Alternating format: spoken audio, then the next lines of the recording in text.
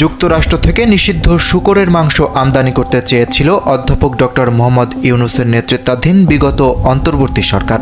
এজন্য যুক্তরাষ্ট্রের সঙ্গে হওয়া বাণিজ্য চুক্তিতে এ বিষয়ে সম্মতিও দেওয়া হয়েছিল।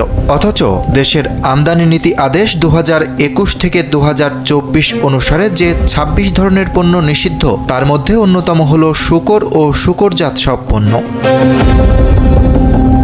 এমনকি শূকর থেকে উৎপন্ন উপজাত পণ্য ব্যবহার করে তৈরি কোনো পণ্যও আমদানি করা নিষেধ বাংলাদেশে। এটি নিষিদ্ধ হওয়ায় এই পণ্যের বাণিজ্যিক কোনো চাহিদা ও উৎপাদন দেশে নেই। ব্যক্তি উদ্যোগে কোথাও কোথাও উৎপাদন হলেও সরকারি পর্যায়ে এই পণ্যের চাহিদা বা উৎপাদনের পরিমাণের কোনো তথ্য নেই। এরপরও ডক্টর ইউনূসের অন্তর্বর্তী সরকারের শেষ সময়ে তড়িঘড়ি করে করা হয় এই বাণিজ্য চুক্তি, agreement on reciprocal trade ART।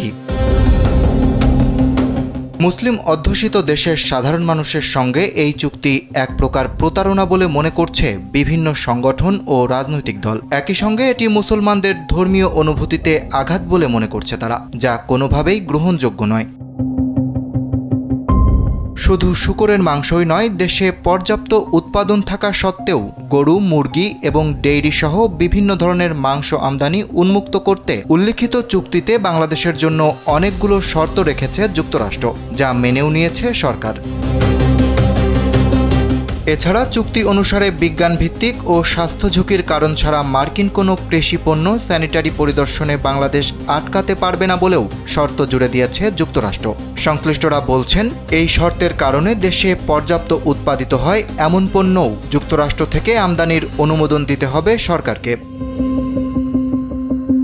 এছাড়া দেশের সংখ্যাগরিষ্ঠতার ভিত্তিতে ধর্মীয় কারণে যেসব পণ্য নিষিদ্ধ, তার অনুমোদনও দিতে হবে, যা একদিকে দেশের বাজারকে প্রভাবিত করতে পারে, অন্যদিকে ধর্মীয় উত্তেজনা তৈরি করতে পারে। যদিও অনেকে বলছেন, যুক্তরাষ্ট্রের আদালত ট্রাম্পের পাল্টা শুল্ক অবৈধ ঘোষণা করার পর এই চুক্তিরও কোনো ভিত্তি থাকে না, কারণ এই চুক্তি করা হয়েছিল যুক্তরাষ্ট্রের পাল্টা শুল্কের চাপে পড়ে।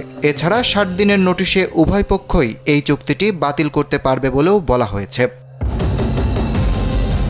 অরিত্র বাসু, কালবেলা।